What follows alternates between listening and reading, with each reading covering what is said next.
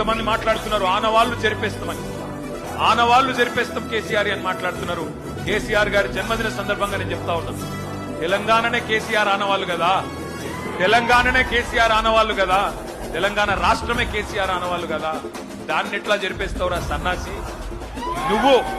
నువ్వు మమ్మల్ని ఎన్ని తిట్టినా, ఎన్ని బూతులు మాట్లాడినా ఒకటి మాత్రం వాస్తవం, ఆయన ఒక శిఖరం, నువ్వు ఒక శునకం.